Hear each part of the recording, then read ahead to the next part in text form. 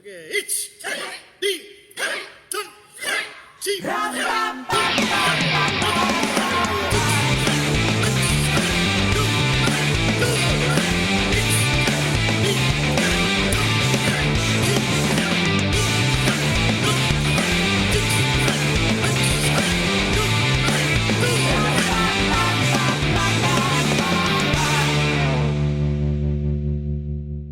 Welcome to two sweaty men talking to one sweaty man.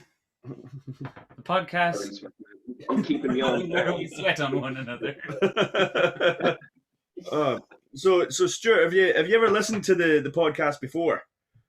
I've listened to a few. Yeah, I've listened to a few. You don't have to lie. You can say no. It's fine. But no, I have listened to. I'm not going to listen to all of them, but I have listened to one or two. So Right. But how many questions over a beer have you listened to? one or two.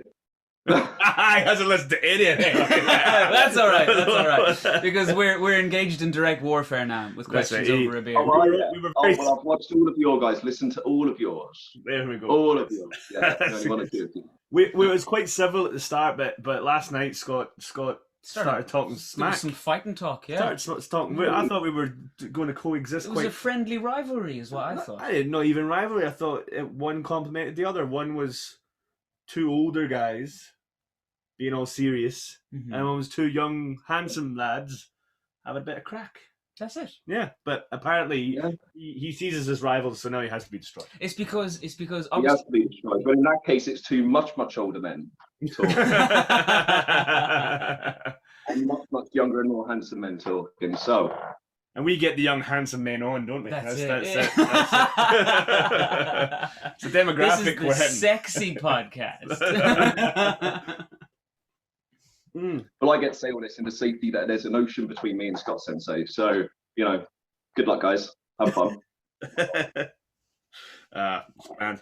So, what's been happening, Stuart? How's things have been opening up? I seen you were hosting Scott Sensei for the first seminar back in a while, in person. That was awesome. Yeah, that was brilliant. So it's actually Jason Cunningham Sensei from Brighton Dojo who managed to get him first the weekend before, which was great. So I travelled down that one. But yeah, having him in Liverpool was awesome. It was awesome. I think over 70 Kraska in total coming to train with him. Not just from HDKI, which was great. There was KGB, JKA, JKS. A few different styles of karate as well, Goju-ryu, Nambudo. So it was fantastic. It was fantastic just to be in that sort of atmosphere again. Big sports, or lots of people doing the thing we love doing, which was great. And the vast majority of people there had never trained with Scott Sensei before. Even people who joined the HDKI, it's obviously seen him on YouTube and Facebook and whatever, and maybe read his book, but they'd never actually sort of experienced his karate before. So that was a great experience. Right, because there's a lot of new UK dojos. Yes, yeah, huge amount of new UK dojos. Who, I think it was an important event for that reason as well. Being quite blunt about it, obviously, when you've joined a new association, there is perhaps a bit of trepidation, particularly when you've been with another organisation for many years and decades, as some of these guys have. So, joining somewhere new with perhaps someone you don't know is quite a big thing. But just great feedback from everyone. They all loved it. Just booked Sensei for a weekend course next year. So we'll be getting back for the whole weekend next year, which will be fantastic. So yeah. In Liverpool?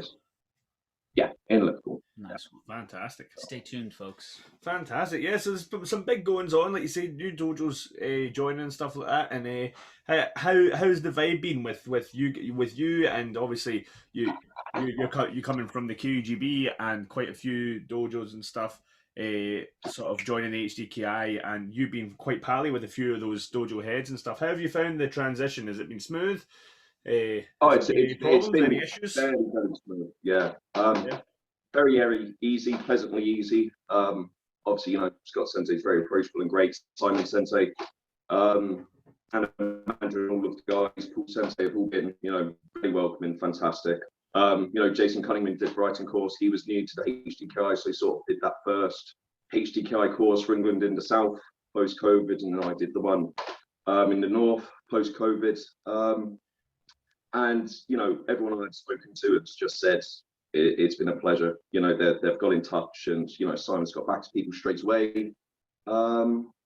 It's just been as easy as that, really. No regrets, I think, is the important bit on everyone's part. So, and hopefully that will just continue as more dojos continue to join, as events starting, courses starting, competition starting over the next few months. Hopefully it will continue to grow, and we'll see. It's been a very positive start. Right. Competitions will be fun, eh? Competitions has been a while. Now that the HDKI is getting kind of big, the competitions are going to start getting really interesting. It's going to be very cool. Especially in England, I think. Yeah. Yeah. Got my eye on your boy, what's his name, Paddy? Paddy's a good fighter, yeah? Got my eyes on Paddy. His dad, John O'Neill, was a member of the KGB international squad for many years and was very, very successful, hard as nails. So apple's not falling far from the tree in that regard. Yeah, I'm looking forward to seeing Paddy in action, because I've heard good things. What about you? What about fighting Paddy? I was trying to keep it friendly, but I'm looking forward to that as well. Yeah, exactly. I love it. I love having the crack. I'm just trying to keep it civil. Yeah, no, I'm looking forward to having a go. Looking forward to smashing Paddy. Paddy, Paddy, are you listening? You're dead. Paddy, my boy Ross is coming after you. Can't wait to meet you. Can't wait to train with you, and let's have a wee knock. It'll be good fun. Yeah, there's a group of us from Liverpool, myself, Tony Chin, Damien Woods, Dan Brody, John, Paddy. Hopefully we're going to be coming over to Dublin in the next few months to train with you guys at the Hombu. We were thinking about coming next month, but when we spoke to Scott Sensei, because there's quite a large group of us, he just said, you guys are packed for the week course, so maybe come a little less. Yeah, I'd say that'd be better for you guys to come on your own sort of special invite sort of thing, because the Shidan Gecko's in 2 weeks, and it's I think we're going to have to find a venue and stuff. It's that busy, I don't think we'll fit everyone. Really? Oh, that's fantastic, isn't it? Yeah, that's great. Nice problem to have. It's going to be you'll get more of a, I think, obviously you'll get more attention from Scott Sensei, but you'll also get more of an idea of what training with us in the morning is actually like. Because for those who don't know, we've known Stuart for a good while now. You were over in Dublin teaching for us at Christmas time. I think when we had a brief reprise from lockdown, you were over teaching for us, and you've been training via Zoom in the mornings with us for forever. for a long time now, yeah. In fact, in that very room that you're sitting in now, that's the only room I've ever been in ever. Dojo, so. Yeah, but so Stuart's been in contact with us for a while, and you were over teaching. How did you find your trip to Dublin? How did you find teaching here in the experience? Was it good? Yeah, it was a great experience. I was talking to Simon Sensei, because we went over together.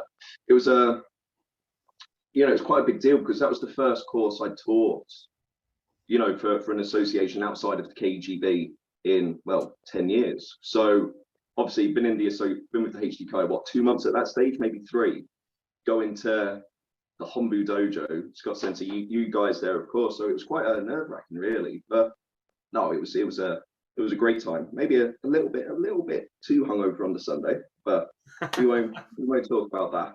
But we will, Dave. We will.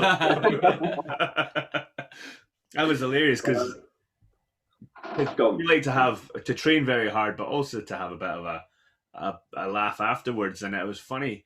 I was sitting there with yourself, and I was saying, "Do you want a beer? I'll have a wee beer." You'd had your beer, and I was like, "Do you want another beer?" "No, I don't want a beer." She's like, "Do you want something?" So, "Would you like some wine?" And he's like, "Oh yeah, I'll have some wine." And then that was it. I was like, we found his drink, the red wine. That's it. That's his crutch. No, it was great. It was great. Yeah, trawling back through the streets of Dublin at 4 o'clock in the morning. That's what it's all about, man. That's the Hombu Dojo experience. Last one to bed, but first one on the floor. That's the rule. You won't hear that on fucking Sips Over a Beer. What is it called? Questions Over a Beer? Drunken. No, it was a great time. Drunkenness is a construct. That's it. But no, so hopefully it'd be great to have you guys back over again. If you do get over for your own wee training session, that'd be savage. Be very good. Yeah, there's a group of us definitely looking forward to coming over. Like when Scott Sensei was here, when was it? July? It was only a few weeks ago. I don't know. Like I said, a lot of people had watched his videos, and I said they don't do him justice. Being blunt, they don't do him justice. So I think there was a lot of people who'd been sort of done the same training with the same instructors for a very, very long time. Just having that different opinion, that different view style, that different way of training and teaching and doing karate was mind blowing for them, really. One of my students who's been with KHB for 40 years. I was just watching his face when Scott Sensei was explaining technique or something, and he was, just sat there, eyes wide, open mouth, just going, Jesus. But again, it is just completely different, I think, to what a lot of them would have experienced in the past. I know I sort of had that revelation myself, not just training with Scott Sensei, but when we went to Japan, sort of that realization that there is a very different way of doing things, which is, but it's what it's all about. Don't just want to be doing the same thing over and over and over and over and over again for decades. So what would you say is the biggest difference between the training styles? How to put this politically? There is a greater emphasis on teaching, I would say, not just saying do it, but how you do it, why you do it, how you can improve it. If you can't do it that way, or if it doesn't work for you, here's an alternative. If that day doesn't work for you, here's an alternative. If this is the situation, here's an alternative. So just having that mindset of it's your karate, it's your training, it's your body. Obviously there's the fundamentals that all need to be the same, within a certain degree, but it's your karate, do it your way, which is certainly not something I've experienced for a while. And I know a lot of those sort of guys are in the same boat. Numerous senior black belts, 4th, 5th, 6th dans coming up to me saying, I feel like a white belt. Like a white belt. In a good way, in a positive way, in that, there's still so much to learn. Which, is obviously, it is frustrating at times for a number of reasons, but it's great that the opportunity to learn all of this stuff is now there, Yeah. They say the best time to plant a tree was 40 years ago. The second best time to plant a tree is today. But I was only a brown belt when I came to this dojo, and even then my mind was blown. So I imagine it would be a bit, it was frustrating, but I imagine it could be a bit more frustrating if you're a 5th dan, 6th dan, and you're suddenly exposed to, you suddenly have this revelation where you realize there's so much more that you didn't have access to before. Yeah, I remember I was lucky. I was still quite young, as in a teenager when I first started training with Scott, and a couple of times a year anyway. And I remember the first choke. I say all the time, the first Chokuzuki that he threw, I was like, holy shit, what was that? I've never seen anyone punch like that before. And then just that. It was a summer camp up in Edinburgh, and it was him, Alan Campbell Sensei, and Koike Sensei. And Koike Sensei, Alan Campbell Sensei is very good, but Koike Sensei especially was unbelievable as well. And just that sort of somebody took the knowledge cannon and just went the knowledge cannon right to your head. You're like, Jesus. And I couldn't go back to my dojo the same way ever again after that. I was like, from the tree of knowledge. That's it. Cry. It was forever changed for me after that. And that's why I've been following Scott obsessively ever since. And it mayn't have been like that if in the early days people hadn't put such restrictive controls on who could teach and where you could teach and where you could go and who you could learn from, Yeah. it wouldn't have to be such a big revelation. It could just be, oh yeah, we know No, Scott. He exactly. trains around the corner. We go to him whenever we feel like it, or whatever the fuck else. Yeah, but no, there was certainly, again, being slightly careful of what I say, but there was certainly, particularly in the dojo I used to train at, there, you know, if you wanted to go train elsewhere, the question was always why? Why do you want to do that? Why do you want to do that? Why do you feel the need to do that? I mean, I remember the first time we went to Japan, and you know, it was Tony Chin. One of the instructors said to him, "Oh, you're going to hate the training. You're going to hate the training out there. You're going to hate it. You're not going to like it." And we went to Japan for the first time, and again had that mind blowing. Oh my God, this is fantastic experience, fantastic karate. And we came back and started trying to apply some of that to what we were doing. Sort of an easily quantifiable example is competition. So nationally, within the KGB, I used to place, you know, third, seconds, used to do okay. As soon as I went to Japan, came back, started applying that, I was winning. That's when I started to win. Even though one of my instructors at the time was saying, "Don't do it that way. Why are you doing it like that? Don't do it like that. This is the way we do it. Don't do it like that. Oh, you want to work gold medal? Well done, but don't do it like that." It's like, well, yeah. Is there any way you could go into detail there? Are you talking about kumite or kata? Kata. And what was it that? Yeah. What was that special sauce that you sprinkled on? You don't sprinkle sauce, but again, I think it really was more an emphasis on good technique over speed, power, harder, stronger, speed, power, harder, stronger, which was what has just been drummed into us for years. I don't want to say I didn't learn anything with the KGB, because of course I did. You know, they do have some absolutely phenomenal karateka. Yeah, we're all KGB originals as well, man. Yeah.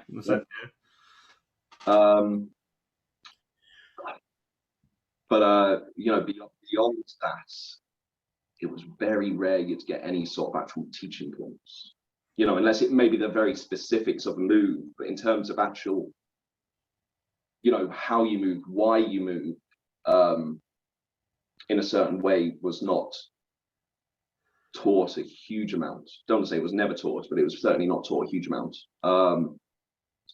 And so just, again, being given almost the permission to think that way. Well, hang on, you've been doing that a certain way for so many years and it's not working, change it. And then suddenly, like I said, certainly in terms of competition, the results came in. And I think in terms of sort of Kion and Kumse and everything else, yeah, it certainly made my karate better. Just like I think since being with the HDKI since what, September maybe, something like that. My karate, at least for me, I think, has gotten better. Yeah, and that's the important thing is the, like, I think that it's important to give people that freedom as an instructor, that okay, you've learned that you can do everything that I'm asking you to do. I've given you the tools, keep them forever, and now just go and add to the toolbox. You know, like go out and experience other ways of doing it, and like say become an individual, which I think is the key thing that stopped happening in karate for a long time. Individuals stopped appearing, and it was everyone wanted to be like so and so. Everyone wanted to be like so and so, a carbon copy of it. And I think one of the things that Scott does well, and a few others of his sort of mindset, is they produce unique karateka. Yes. You look at me and Rue's karate. I'm unique, all right. Completely different. Me and AJ, completely different. Like we're all neither of us. None of us. Nobody. Not one of us. Nobody. Oh, sorry, you finish. Not one of us does it right.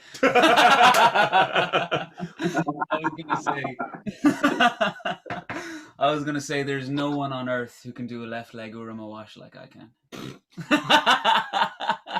No, you're right. This is a very unique left leg uruma wash. Yep. Yeah.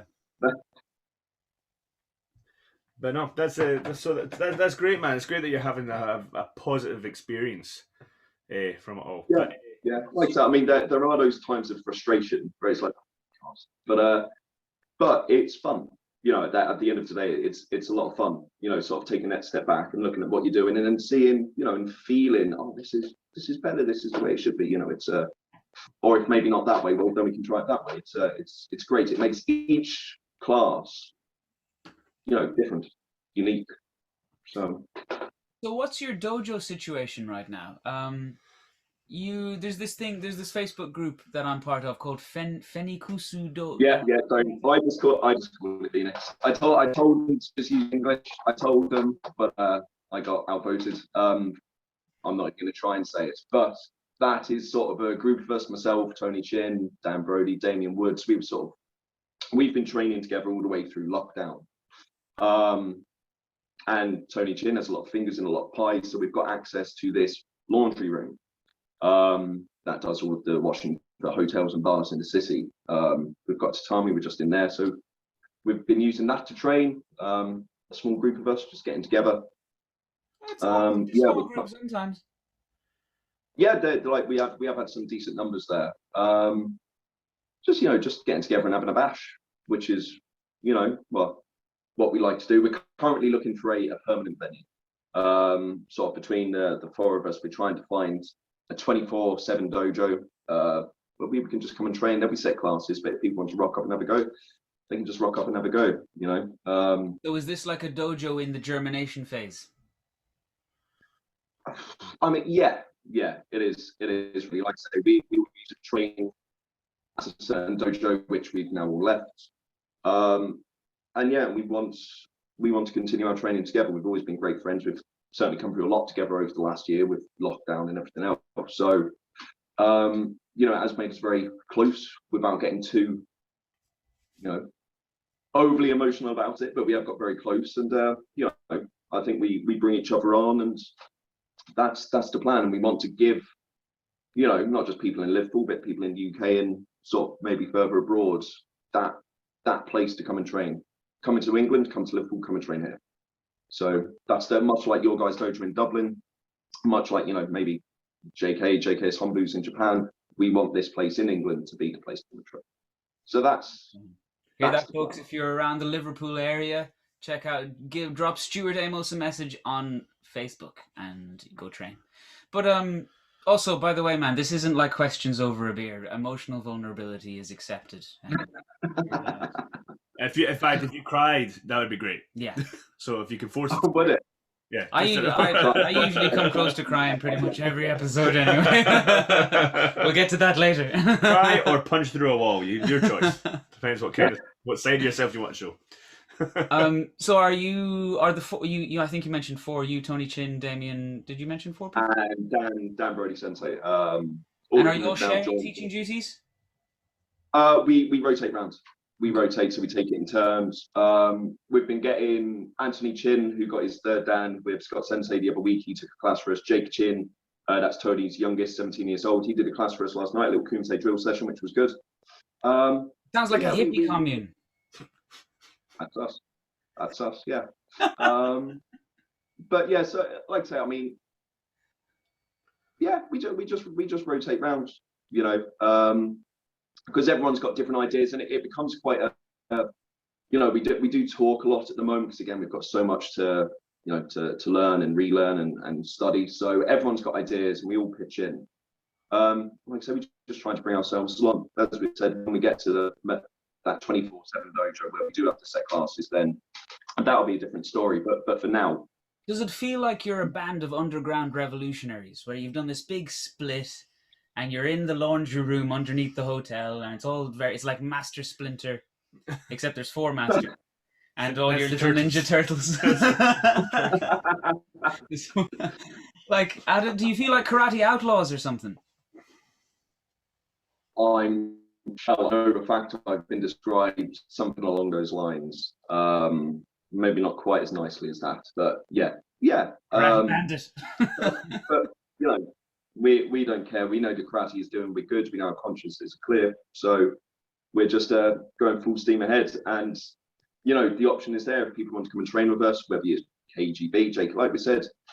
I think Tony did the tagline "Karate without borders," and that's what it is. That's what we are. Everyone is welcome to always come and train with us, and anything they can bring and anything they want to take away, they're more than welcome to do so. But we're certainly not stopping anyone training with us, nor would we ever. So it sounds like you're happier Are you happy? Is it bittersweet, or do you think you're happier when you're doing your karate?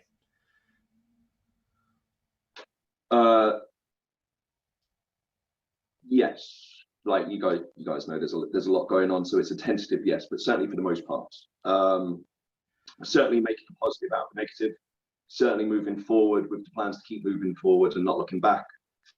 Still a long way to go, but it's all moving in the right direction. Like I said, those guys have been a phenomenal support, and other people, but those guys have been a great support. My partner's been a great support. You guys, Scott Sensei, Simon, Paul, have all been great support. So yeah, it's I'd say just gotta keep moving forward. Nice. So Stuart, now let's get down to brass tacks. What is the worst morning training session that you've been a part of so far? Like, what do you hate most? Do you hate the tubes, the Tabata, or the weights? Which one's the worst? I have to admit I struggled with the tubes at start because it was not something I've done before. But no, it's been great to do, and particularly back at the start of lockdown, Damien Woods and I used to train in a jiu-jitsu dojo which had loads of tubes, so we were banging away with them. I actually still have a scar on my stomach somewhere where one of them snapped and whipped me. So I'm gonna say that was the worst experience I've had. Did that happen while you were on Zoom with us? Yeah. I hear me went, like Tom and Jerry. I don't know if Damien trained with us once or twice. I don't know if you recall, it was the long one with the pads on the floor. I don't know if you remember seeing that. I remember. Yeah, I remember the dojo, yeah. We were there doing a tube session, and at one point it snapped, and I just hit the deck and sort of rolled off camera. I wish you told us, man. Show us that scar. That was yeah, go on, get the abs out. For the female. Show us that scar there. For the female viewers. Oh, dang. I don't know if you're going to be able to see that. You're probably not. Oh, yeah, just about. That's an ab line. That's just another. That's just an excuse. That was. I don't want to use a term for that. But no, that was good. Like I said, I love the tube training because you can feel the difference. 100%. You can feel the difference it makes. No, that's great. That's great. Those squats he started banging out a few months ago. Could have talked about them in my life. I didn't get that. What did you say? The squats that he banged out a few months ago could have done without them in my life. Which squats? I don't know, but all of them. All the squats. He does that sometimes. He's just like, okay, so today we're going to do, Oh, he means the lunges, the knees over toe lunges. Yeah, man, that's good stuff. My thighs are transformed. We don't even do those anymore, but I have massive quads now. I'd never had them before, but I've got like my quads are like your abs. Like fucking yeah, I can't pull up. They're out. That's what they are. They're out. That's what. Put them off down here. Have a close look at that there, Ross. Yeah, but so you were training with Scott. I heard. Did you get a wee smack off Scott at the training? Yeah. Right. Okay. So tell us this.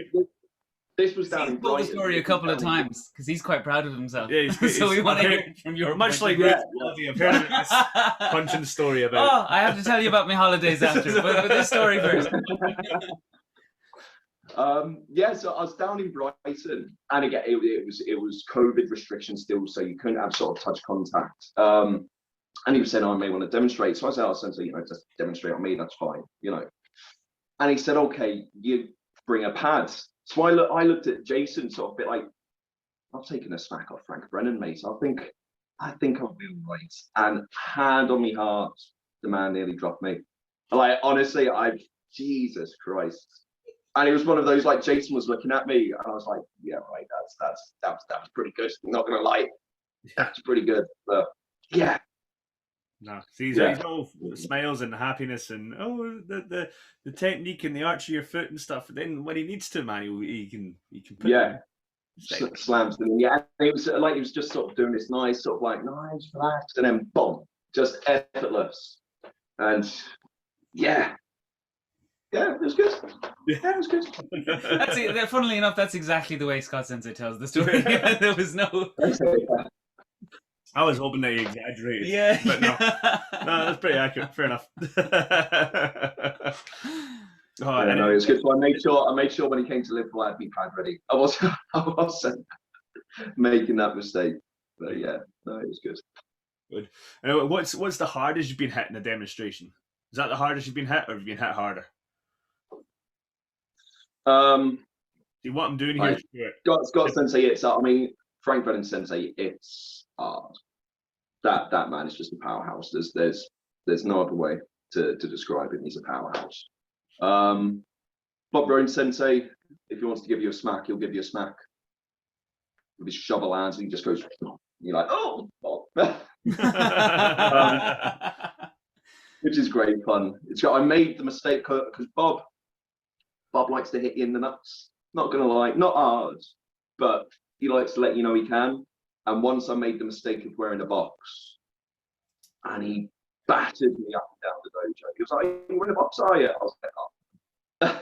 And he just hit me up and down the dojo. I was like, "Okay, not doing that again." That doesn't sound very fair. Well prepared, are we? What were you going to say? What I'm saying is, Stuart, what I've guaranteed is now that you've not said it was Scott, you've said, like, you know, Frank is a powerhouse and hits really hard. But guaranteed you're going to get hit even harder the next time. So, falling for it. Set yourself up there. You hear that, Scott Sensei? You don't hit nothing. You hit nothing. You'll hit nothing. Need nothing. What's the hardest you've ever been hit? Scott Sensei. There's Scott. It was an elbow. It was a elbow. Yoko MP. Yeah? The little twitch. Yeah. Yeah. Well, he had me and Tig both holding pads.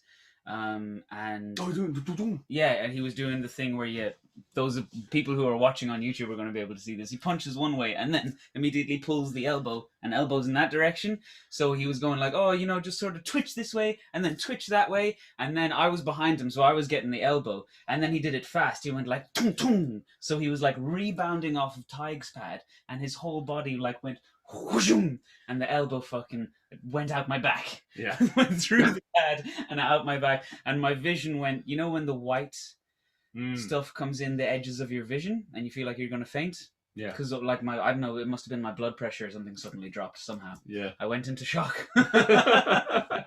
Nearly fell down dead. Mine was we were talking about this last night actually, but mine was Aidan Trimble. You ever trained with Aidan? Really? Yeah. Yeah, he was doing a Yokogeri, doing a whole class on Yokogeri, which was amazing, and he was using me as Izuki for the whole seminar, and perfect control every time. And at one point, he was trying to get us to attack people to attack Oizuki and to stuff them with the Yokogeri when they got to that halfway point, you know. And nobody was quite getting it right, so he went, "Oh, okay, Ross, attack me Oizuki." And I was like, he's had perfect control all day, so I thought this will be none different. He's just going to catch me on the way in. So I went for it, like, no hesitation. And there's somebody, I don't know where it is, somebody has a photo of his foot coming out my back. Like, I swear to God. Where's the foot? It's like, it's like literally like that. And I swear, he hit me so fucking hard. Like, I've never been hit like that. It was like, and Aiden's a big man. For those who don't know, Aiden makes me look tiny, if you put it that way, you know. And I remember he hit me so hard, and he went on the show and went, "You all right?" And I went, "Us," and then I went back to eat. I was partnered up with AJ, and AJ was pissing myself, and he's like, "You all right, man?" And I was like, "Can't breathe. You work away, AJ. Go on." like, trying to get my breath back. Oh, that was horrible. Steve Ubel nearly knocked me out when I was hungover. I just passed my Sandan, and I was training with Steve Ubel, and Steve changes who he demonstrates on depending on where he's standing. But for some reason, I still think to this day Scott told him to, but every time he demonstrated, he went straight for me. I remember he hit me with this like Taisho right to the side of my jaw that my knees went, and I was like, "Oh Christ!" When I was hungover to shit, and I was like, "Oh, I just don't want to be here anymore." You know, too much celebrating. Yeah, those two, that was pretty rough as well. Yeah. I'm trying to think who else is. Rick Houghton gave me a stingy one once, but he wasn't really trying to hit hard, and you could tell he was totally pulling it. He was doing like a snappy like hum. Yeah. He does, but so he was snapping it right back just as it touched my skin. But it was like a little bit of it was kind of penetrating. He made me bleed with the that Rakin, and he done that thing. That was a sore. 5 times, and it was like in WWE where like Ric Flair used to give the chops to the chest. It was like them, man, and my chest started bleeding. I was like, Jesus Christ, fucking through the doggy, rough going. Okay, so what's the hard, like, what as instructors, because we all teach, what's the hardest you've hit somebody? Like whilst demonstrating. You ever drop somebody whilst demonstrating? Yeah. Like a few times. What's the lesson? Otherwise, they don't know. The worst thing I've ever done to a student was when, like, I was teaching. It was when I was still taught at the Liverpool University Club. And you used to have this guy there called Ed, really nice guy, one of those just genuinely athletic people. He was rowing, running, all of that. And just on the spot. That's what we were doing, Chokosuke on the spot. And I went up to him and I was like, okay, you do the thing, bang the hand, don't rock back. And I went up to him, and like really solid guy, so I just went bang. And he went like flying backwards. I was going, Ed, what are you doing? Stand still. And he went, oh, bang. He went like pulled his hand back. I was like, Ed, what are you doing? And he'd gone white. Bang. And he kept pulling it away. I mean, Ed, what are you doing? And his girlfriend's there going, Sensei. Got up and finger. And I was like, oh no! Just smashing his broken hand. Like 3 times. And I just walked away going, when you just want to swallow you up. Well, he never said yeah, Ed, be careful. No, he didn't say a thing. Like, attitude-wise, that was brilliant. I don't know. I mean, sure. I know what you mean. I know what you're saying. Be tough. I feel like I'm back in 1960. Well, you've got a fucking broken finger. Like, man. Yeah, just say, yeah, that's bad. But, I felt so small. Just. That's a classic as well, The Chokosuke and that's a classic. Classic training there back in the day. Oh yeah. Well, have you ever not well that wasn't bopped a student? Oh yeah. Like everybody's you're demonstrating, he's like, oh my god, no, sorry, are you okay? And they're just like weekends. Yeah. Bang the shit out of the kids. Oh, it can't be helped sometimes. We're teaching and punching after all,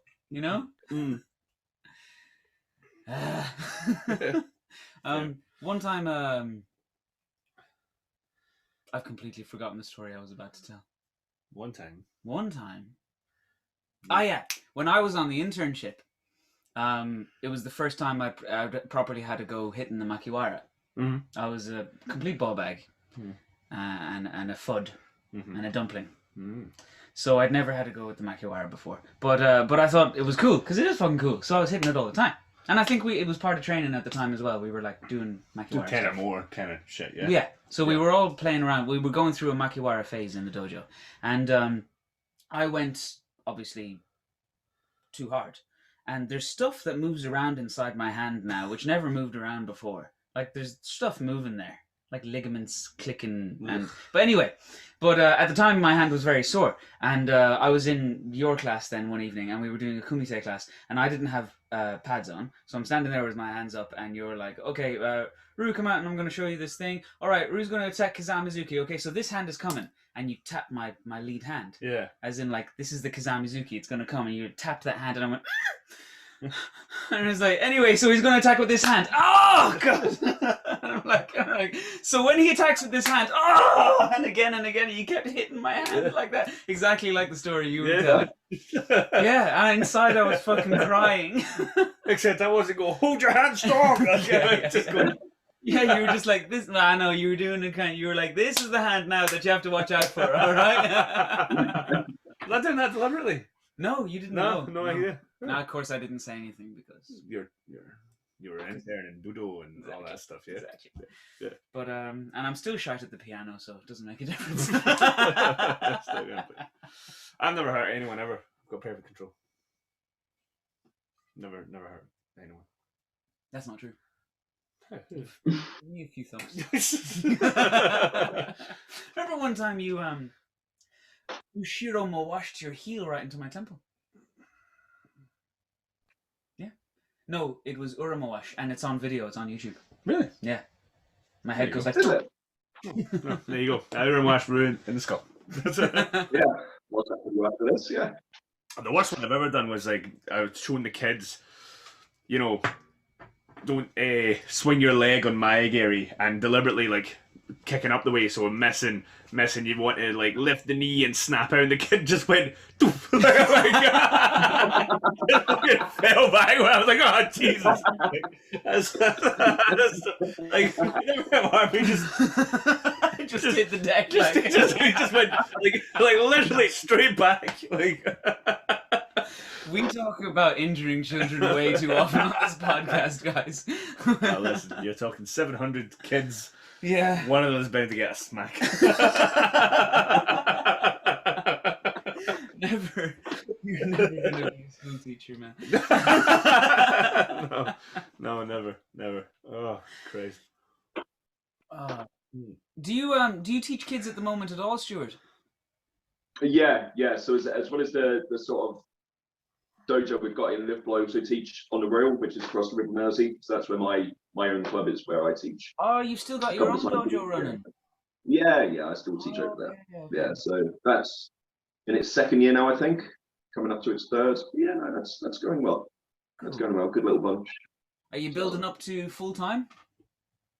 I am full time. You are full time. I'm full time. I'm so ignorant. Sorry. I didn't know. It's fairly December is when I went full time. Nice one. Yeah, it's going okay. It's going okay. It's good. So hopefully we'll continue to do so and grow, particularly when we get this new dojo in Liverpool. Hopefully that'll make things a lot easier in that regard. But no, it's good. It's good. And again, hopefully once lockdown ends, hopefully be able to get out and teach. You know, I've had a few people call up saying, you can teach for us, so that'll be so. So the majority of our students are children, and we've talked on the podcast loads about our approach to teaching children, and having had a look at you in our dojo leading those classes for the kids before the grading, your approach is different. You're very serious. You don't play helicopter at the end of your class, do you? So what's your approach? What's your philosophy for teaching kids? Oh gosh, I have to admit that's perhaps changed a bit over the last sort of year. Once you realise again that there is a different way of doing things. So again, trying to firm but fair, I think, or firm but fun, as someone described the other day, which was quite a nice description, I thought. So now an hour class, maybe 40-45 minutes of that will be training, trying to do a lot more hard work now, even for the Keon, just doing pairs because they like that. And then sort of doing sort of that Keon, that Kumite, in, with races, with games, with reaction training, that sort of thing. So, because, you know, kids, particularly young kids, because I start from the age of 4, where their attention span is non-existent. So just getting them through the whole hour at the start was an achievement in that regard. And then getting them through a kata is, you know, a million miles ahead of what they were. Impossible. Sorry, Everest. Yeah, exactly. So, but yeah, no, it's. I mean, the kid, they all love it. They all seem to enjoy it, and the parents love what I do, which I think is, you know, more important at this stage than the kids enjoying it. Because if the parents think you're doing a crap job, then they're not going to bring them back. So, whereas kids like, but no. So, whereas maybe before, and particularly at the university club where they were all 18 years old, and you know, I was quite strict. I think as I've gotten a bit older and hopefully a bit wiser, says. Just a bit more relaxed with the kids. A bit more relaxed. Yeah. When you're training Never university students, though, you want to be, you need to be Hitler in there, right? I mean, I think they're coming because they want to, so you can. Yes, exactly. You can do whatever the hell you want. I think, you know, be as tough as you want, be as lean as you want. They're going to train hard regardless. Like, hopefully, maybe sometimes they build up the whole week, but it's not really hard work to get adults motivated to train hard. Really, If it, they go along with it. Yeah. Kids not so much. Yeah, teenagers. But yeah, it's kids that if they walk away smiling, then they're going to come back. You know, that's the thing. You know, if they're not enjoying the class, then they won't want to come back. But if they're smiling, and I always try whenever I'm teaching a class, no matter how many people are in there, everyone will be spoken to individually at least once. That's what I've always tried to do. Even if it's just like a very small comment, like, "Oh, that was good," or "Maybe try this," or whatever. I will try to speak to everyone individually once, no matter how big the class is. Because you know, at the end of the day, they're paying money, you know, for that attention. So yeah, that's what I do anyway. For sure. Like I look back to like just you describing there, doing that, like hit the hand to make sure that they're connected and stuff at their punch. I mean, I haven't done that in years, but that was a regular thing in my first dojo, which was initially a KGB dojo before he eventually left.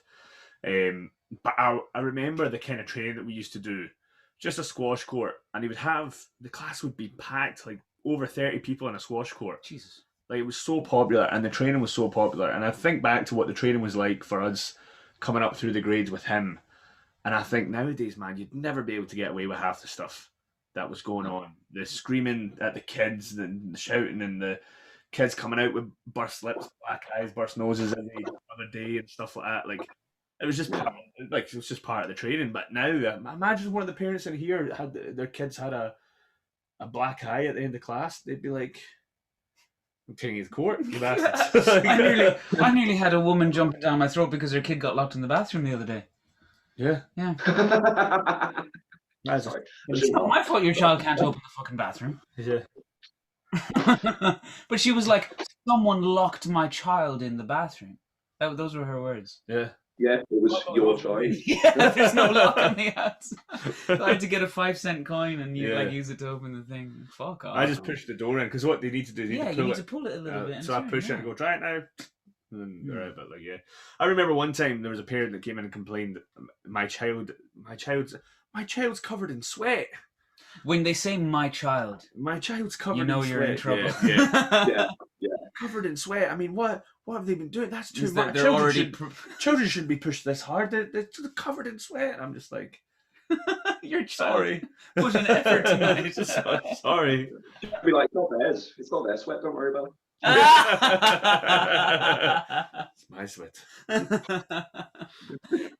Yeah, when you hear them say "my child," you know they're already preparing their statement for the fucking courtroom. Yeah.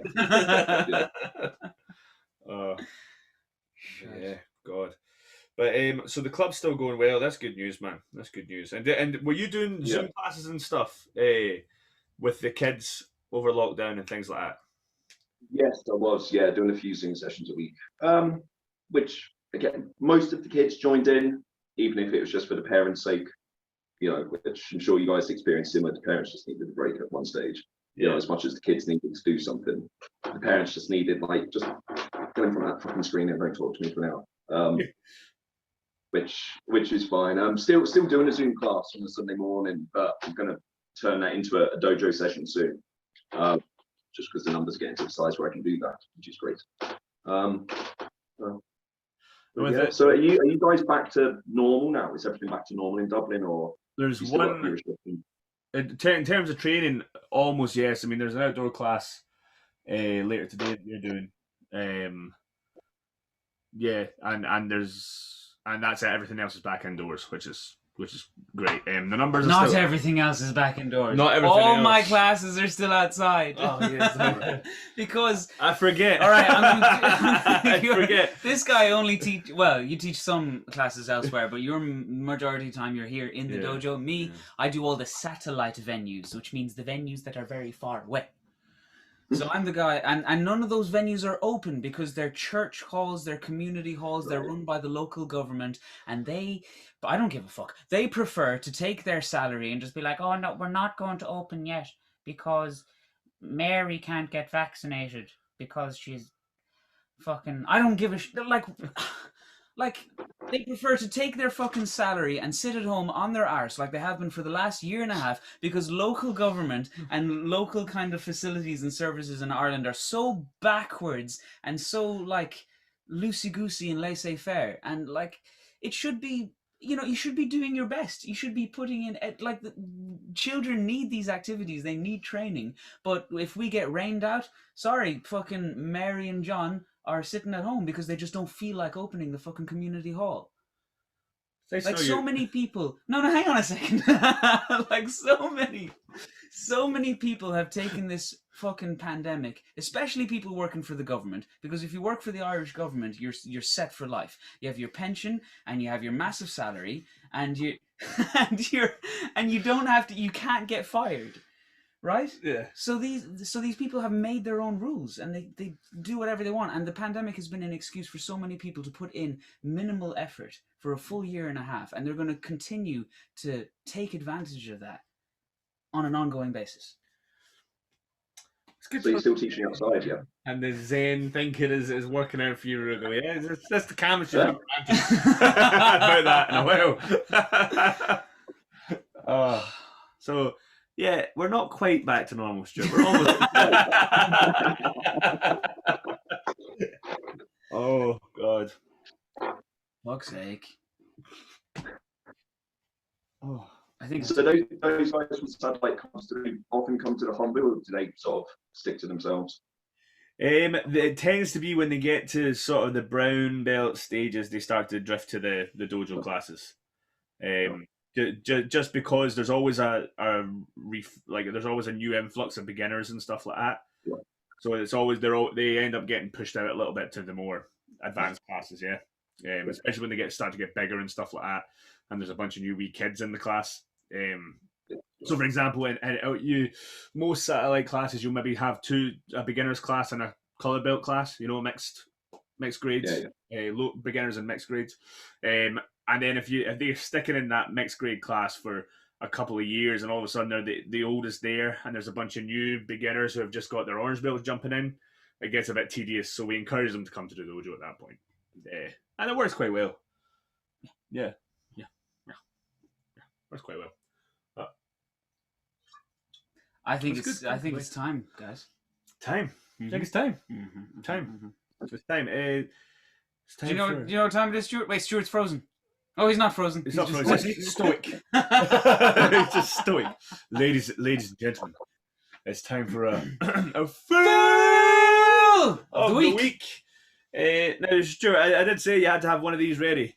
Yeah, a fail. Yes. Do you have a fail of the week ready to go? I have an embarrassing moment of the week. Will that do? That's a fail. That's a fail. That's a fail. Beautiful. A fail of the week is literally anything that you don't want out there. I mean, it did start with a fail. So I got a little graze in my eye ear where Damien Wood Sensei was trying to correct me line in Kumite, and I didn't. So he punched me in the face, which is it's fair enough. It was my fault. But so that happened. Then I got back to mine last night. Forgot about it. Jumped in the shower, and when you've just got a little graze, and it stings like a bitch. Actually, I can see it. I forgot. Look at that. Yeah. And I shrieked like I have never shrieked before. I just screamed in my shower because I just forgot. I mean, I just went, oh God, I was. So yeah, I think the whole block heard it, which was yeah. So yeah, no, I was just like crouched down in the shower going. So yeah, thanks, Damo. That was Getting in the shower actually hurt worse than getting punched. It did, yeah. It did. Yes. Especially if you have that tingly shampoo. Oh, the mint. Yeah, I don't. The little mint. Yeah. What's it called? No. Normally it's a lovely sensation. Yeah. No. The tingly sensation. Yeah. there's tingly shampoo here that's like a And we shower don't even gel. know where it was coming from. It would It's just just show a- up in the men's changing It's room a from time lime. to time. It's a lime shower gel, It's minty as well. minty lime, and It's like a you wash it, mojito. and you're like your sinuses are clearing up, and you're exfoliating, and you're great, and then you get down to the nether regions, and let's just say it gets a bit intense. But yeah, you'll hear some screaming from the shower there.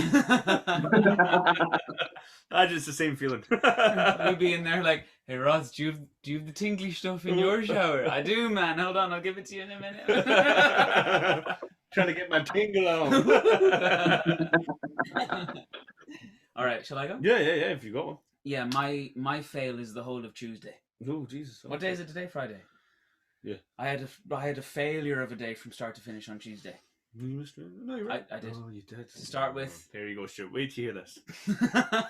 His Ross is already disappointed in me. To start with, I missed training. I know.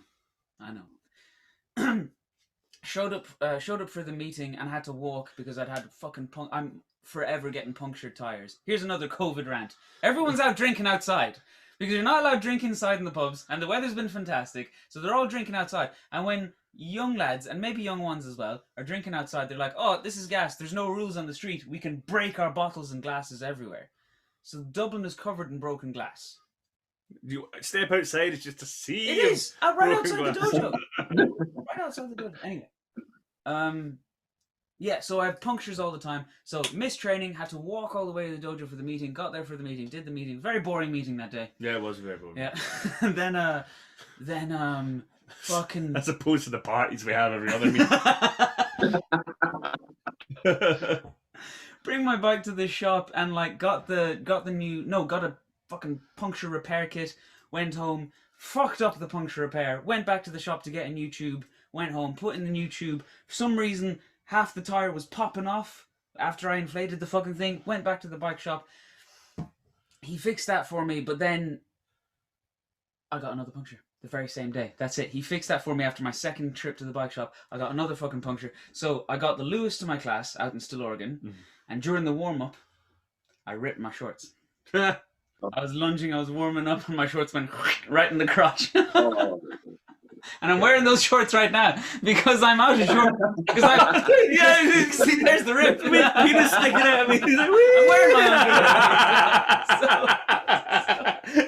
So I haven't had a fucking minute to put on a load of washing. I haven't done my washing because I don't have any fucking time because I have to walk everywhere because my fucking bicycle is constantly flat tires. So yesterday I gave in. I went to the shop and I bought I had to borrow from my fucking savings to get puncture-proof tires. Ugh. And there's a layer of Kevlar inside in these tires. Oh, gee. Between the tube and the tire. So if I get a puncture now, I'm gonna go back into that shop and I'm gonna fucking I do have. I got a fail of the week. Yeah, I got a fail of the week. So, further, I have a lovely new girlfriend, Deirdre, the lovely Deirdre, who's very lovely. And Deirdre is a masseuse, a professional masseuse, and she recently got a brand new massage table, and it was delivered to the dojo. This big fancy new portable massage table, and she says, to be fair, she looked at him. She says, "Oh, it's meant to be lightweight, like not heavy, right?" This thing was like trying to pick up Thor's hammer. like, it is the heaviest fucking table in the history of goddamn tables. And of course, like, it's to do. She's going to use the dojo to do like one-to-one massage sessions for the karate people, which is pretty cool. And we're going to deck out the dojo a little bit. It would with have like, to be one-to-one. curtain and stuff. Really. Like, yeah. Can't have everyone sitting there like, yeah, join that. That's a good massage. But Scott is mad OCD. Like, one of the things I do wind up Scott is I always tell him, "Don't worry, man. We'll store that to the side, down the side of the fridge. It's great." He hates stuff. Nothing goes down the side of the fridge. It's hilarious. Like, that gets right under his skin. He's OCD. If you look around this office here, OCD everywhere. Everything. All the books are in order. If you mess up, actually, now he's on holidays, wait till I'm going to mess up all these karate books in order. You should take Stuart Amos Sensei's book and put it out the front. That's what I'm going to do. I'm going to put it out the front, actually. But he's OCD mad, so he was like, "Get that table out of here. Get it the fuck out of here. I don't want it in the dojo. Like, you gotta keep it in your house." And I was like, "Okay, cool." So I went and picked up the table and had to walk to the house, which isn't that far, but it was like 30 degrees. It was 30 degrees. I wasn't dressed for the weather, and I was walking to my house with this fucking table in the sweat, and poor Deirdre's feeling awful for making me carry the table. And she was like, "Oh, do you want me to take it for a bit? Do you want to rest?" And I was like, "Just fucking keep going. Just fucking." I was like, "Don't stop. Just fucking go." It's like, "Oh, come on, we'll walk down to the traffic light. Just cross the road now. No waiting for traffic lights." We're waiting for the traffic lights. Like, fucking hell. Like, I'm getting sweaty. I'm sweaty. And I'm getting more active. I'm like, fuck, fucking. And when we get to my house has got this code to get in this gate. And you've got the two real roads. You've got the small gate and the big gate for the cars. You've got the big gate. Big gate for the cars is actually a lot faster than the single person gate. But she goes up to the single person gate. I'm like, "No, that fucking gate. That fucking gate. You fucking idiot. Go to the big gate. Fucking move. Oh, fucking." you lost your temper with Deirdre. I was just getting frustrated. No. I never lost my temper with the lovely Deirdre. No, I didn't. But yeah, that whole ordeal was a fail. Like, and I was very upset about how much carrying a table made me sweat. I was like, God, I gotta get in shape. So yeah, that was my favorite. Well, in fairness to you, it has been roasting. I'm sweating right now, man. Yeah. I am roasting. This is my the God. sweatiest podcast we've ever done. Yeah. And it doesn't help when your man pulls out the six pack. Yeah. You asked. Ames, please. Oh. But Stuart, man, I know Ruth says he's got a class to go teach. I have a place to go, people to see. It has been lovely to have you on the podcast, man. It was a pleasure talking. It's been great fun. Thanks very much. And we'll definitely have you on again. And in person, maybe if you come over in the next couple of months. Yeah, like I say, hopefully in the next few months we'll sort it out and let you guys know. Sit down, we'll have the red wine. Yes, we'll have the red wine. We'll go into the dojo cellar. Get the special bottle out for you, yeah? It's good to see you, man. Hopefully get to see you again soon, yeah? Yeah, looking forward to it. Take it easy, mate. Thanks for listening, folks. Thank you very much. That's it from us. Okay, Okay, it's